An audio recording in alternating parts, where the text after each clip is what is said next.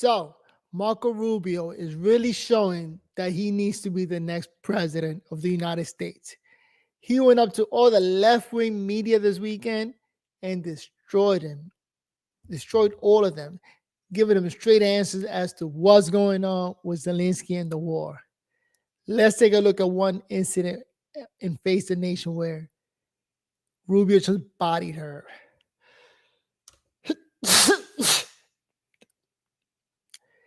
My bad.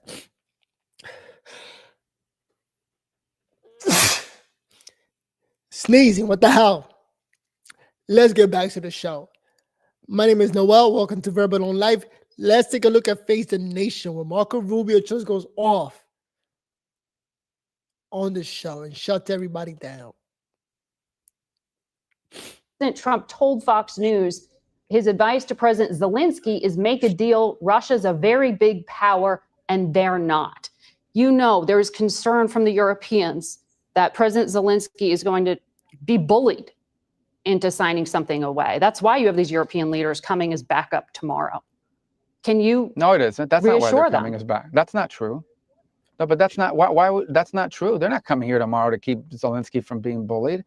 They're not coming. February Oval Office meeting here in front of television cameras. Love it how you just shut it down from the beginning.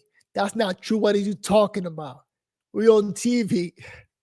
President Zelenskyy. Do you know how many meetings we've had since then? Oh no, I know, and I was just up in Alaska watching the one with Vladimir Putin where a red carpet rolled out. No, but it was Zelenskyy. We've had more meetings. We've had one meeting with Putin and like a dozen meetings with Zelenskyy. So but that's not true. They're not coming here tomorrow to keep Zelenskyy from being bullied. They're coming here tomorrow because we've been working with the Europeans. We talked to them last week. There were meetings in the UK over the previous weekend. And they said President Trump was going to demand a ceasefire as early as Thursday. No. But you said that they're coming here tomorrow to keep Zelenskyy from being bullied. They're not coming here tomorrow. Oh, this is such a stupid media narrative that they're coming here tomorrow because Trump is going to bully Zelenskyy into a bad deal. We've been working with these people for weeks on this stuff. They're coming here tomorrow because they chose to come here tomorrow. We invited them to come. We invited them to come. The president invited them to come. But the president told those European leaders last week that he wanted a ceasefire. The president went on television, said he would walk out of the meeting if Vladimir Putin didn't agree with one. He said there would be severe consequences if he didn't agree to one. He said he'd walk out in 2 minutes. He spent 3 hours talking to Vladimir Putin and he did not get one.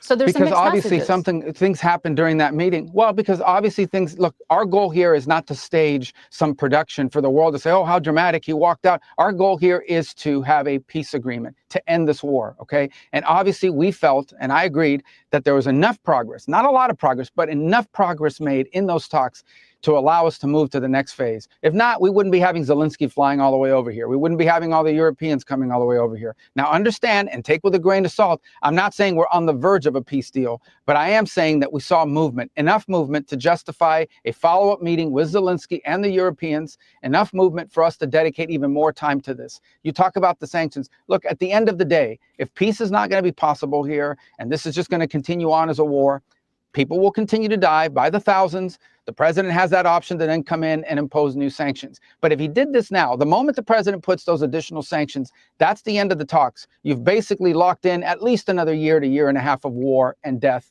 and destruction. We may unfortunately wind up there, but we don't want to wind up there. We want to wind up with a peace deal that ends this war so Ukraine can go on with the rest of their lives and rebuild their country and be assured that this is never going to happen again. That's the goal here. We're going to do everything possible to make that happen if it's doable. It will require both sides to make concessions. It will require both sides to get things they're asking for. That's how these deals are made, whether we like it or not. Boom. Simple, straight up. I cannot picture a single Democrat that could hold their own like this. You know, imagine Kamala Anderson or Kamala Harris or Biden being interviewed. They cannot hold their own like this. As a matter of fact, I don't know any Democrat that could hold their own like Rubio just did, shutting down the left-wing media and putting them in their place. Come on now, we got to be serious. That man needs to run for president. Him and J.D. Vance. Nobody else can do it at that level. But that was good. That came off like it was Trump talking. Trump would do an interview like that. Doesn't take shit from anybody.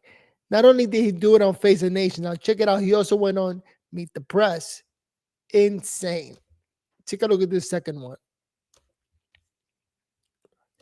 Somebody got to give that man props.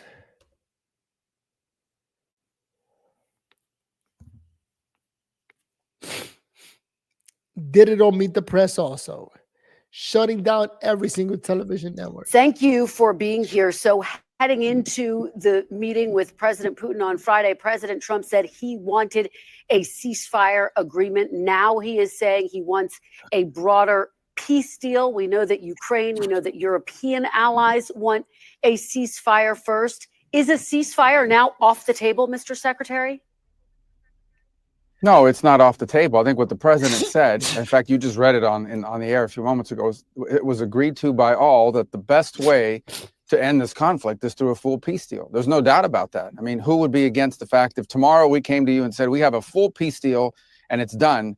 I think that's the best way to end the war. Now, whether there needs to be a ceasefire on the way there, well, we've advocated for that. Unfortunately, the Russians, as of now, have not agreed to that. But the ideal here, what we're aiming for here is not a ceasefire. What we ultimately are aiming for is an end to this war. Well, I want to drill down on that exactly and what happened, because as you just heard before the meeting with President Putin, President Trump warned there would be, quote, very severe consequences for Russia if it didn't stop the war. Here's a little bit more of what he said on the plane ride over. Take a look. I want to see a ceasefire rapidly. I don't know if it's going to be today, but I'm not going to be happy if it's not today. So what exactly changed? Is it that Putin would not agree to a ceasefire? He's not happy. Well, first of all, the Russians are already facing very severe consequences. There's not a single sanction that's been lifted. And not one. I mean, they're facing all the same sanctions that have been in place today. All the American support continues for Ukraine. And ultimately, look, if we're not going to be able to reach an agreement here at any point, then there are going to be consequences. Not only the consequences of the war continuing, but the consequences of all those sanctions continuing and potentially new sanctions on top of it as well. But what we're trying to do right now is end the war. And in order to end the war, you've got to give every opportunity that exists. You have to be open to any opportunity that exists to bring it about. And here's the thing to remind everybody. And when the president says this is not our war, but let's be frank, this is not our war. The United States is not in a war. Ukraine is in a war. And we've been supporting Ukraine. We happen to be in the role of the only country in the world, with the only leader in the world, that can actually bring Putin to a table to even discuss these things. Now, the president has traveled, all the way to Alaska, all the way back, has dedicated months and months of work, him, our entire team on this matter, because we want to see an end to the war. But if tomorrow the war continues, life in America will not be fundamentally altered. So I think that what we have to understand is that this has been a priority for this president because he wants to promote peace. He wants to promote the end of a war. And I think we should be happy that we have a president that's trying to promote peace and bring a war to an end. We thank you for watching. And remember, stay updated on breaking news and top stories on the NBC News app or watch live on our YouTube channel. Trump should be getting a Nobel Peace Prize for all the work that he's doing, trying to bring peace, when he has no reason to even put in the effort or energy to help those two countries on the other side of the world that got nothing to do with us. It is what it is. Yo, ever since I started recording, I'm sneezing. I got allergies. My eyes are red. I can't even talk. The hell with this. I'm going to go wash my face because this shit is fucking with me. I cannot even breathe or record clearly. Every time I start talking, now I want to sneeze. Shit. Life is hard. I'm over here battling MS, trying to stay alive. Fuck it. See you guys on the next video. Peace.